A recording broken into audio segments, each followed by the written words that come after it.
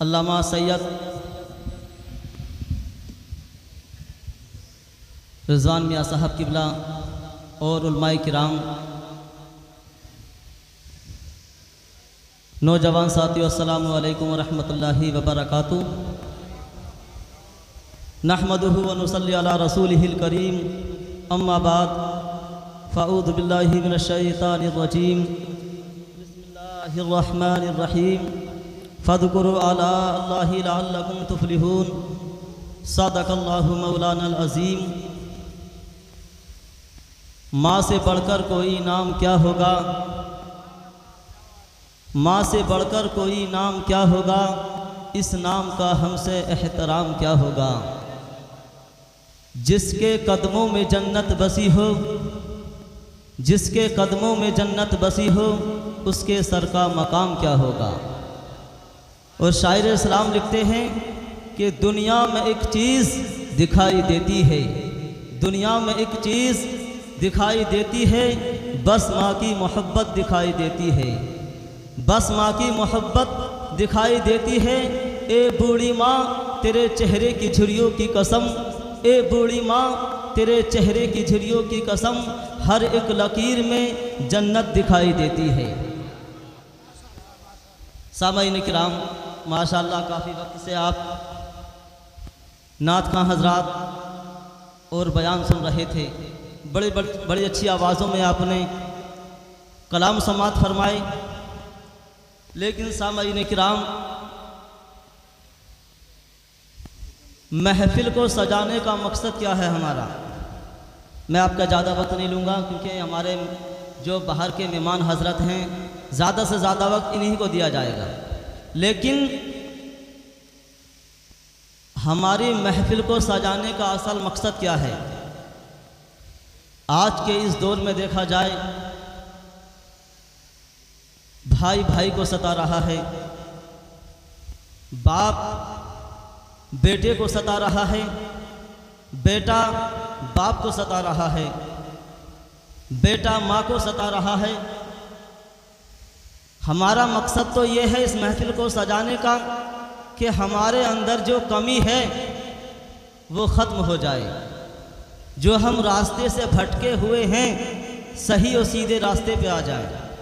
लेकिन होता क्या है, बड़े बड़े जलसे होते हैं, महफिलों को सजाया जाता है, उलमाए किराम भी दूर से तशरीफ़ लाते हैं, हम सुनते हैं, इस कान से सुनते हैं और इस कान से निकाल देते हैं। बताएं, हम अपनी नींद कुर्बान करके यहाँ पर जो बैठे हैं, इसका मकसद यही है कि जिस चीज़ का हमको इल्म नहीं है और हमें मालूम हो जाए, उलमाए किराम जब हमको समझा रहे हैं, बता रहे हैं, तो उस पर हम अमल करें। मिसाल के तौर पे जैसे कि चेहरे पे दाढ़ी रखना प्यारे आका सल्लल्लाहु ताला अलैहि वसल्लम की सुन्नत है। लेकिन हम जानते हैं कि यह आका की प्यारी सुन्नत है, लेकिन अमल नहीं करते। हम जानते हैं बाप का मकाम क्या है, बाप के सामने ऊंची आवाज़ से बोलने का हुक्म नहीं, लेकिन उसके बावजूद हम अमल नहीं करते। हम जानते हैं माँ का मकाम क्या है, माँ के सामने ऊंची आवाज़ से बात करने का हुक्म नहीं है, उसके बावजूद आज हम माँ के साथ बदकलामी करते हुए नज़र आते हैं, माँ के साथ ऊंची आवाज़ से बोलते हुए नज़र आते हैं। सामाईन किराम, एक नौजवान जिसने अपनी माँ को पैदल हज कराया, हज कराया और कराने के बाद उसने कहा क्या मैंने माँ का हक अदा कर दिया। तो सामाईन किराम, पता ये चला कि पता ये चलता है कि जिस वक्त वो बच्चा था, छोटा था, उसने अपने बिस्तर पर पेशाब कर दिया था, पेशाब कर दिया। माँ ने अपने छोटे से बच्चे को उठाया और सूखी जगह पर सुला दिया, खुद गीली जगह पर सो गई। तो बताने वाले ने बताया कि तुमने पैदल अपनी माँ को हज कराया तुम ये कहते हो क्या मैंने माँ का हक अदा कर दिया, लेकिन पता ये चलता है कि तुमने उस एक रात का भी हक अदा नहीं किया है। और सामईन किराम, माँ का मकाम क्या है? मेरे प्यारे आका नबी करीम सल्लल्लाहु ताला अलैहि वसल्लम वास फरमा रहे हैं, खिताब फरमा रहे हैं कि सामने से आपकी माँ हज़रत हलीमा रदी अल्लाह ताला अन्हा तशरीफ़ ले आती हैं। मेरे प्यारे आका सल्लल्लाहु अलैहि वसल्लम ने अपनी माँ हलीमा को देखा, ताज़ीम के लिए खड़े हो गए। तमाम सहाबा हैरान, ए अल्लाह के प्यारे हबीब, ये कौन सी खुशकिस्मत औरत जिसकी ताज़ीम नबियों का इमाम कर रहा है। तो मेरे आका ने इरशाद फरमाया, है मेरे सहाबाए किराम, ये मेरी माँ हलीमा है जिसका दूध तुम्हारे पैगंबर ने पिया है। सामईन किराम, मेरे आका सल्लल्लाहु ताला अलैहि वसल्लम ने आगाह कर दिया और बता दिया है, दुनिया वालों, माँ के साथ ऊंची आवाज़ से बात ना किया करो, माँ से गलत गुफ्तगू ना किया करो, माँ के कदमों में बैठा करो, क्योंकि अल्लाह ने जन्नत को माँ के कदमों में रखा है।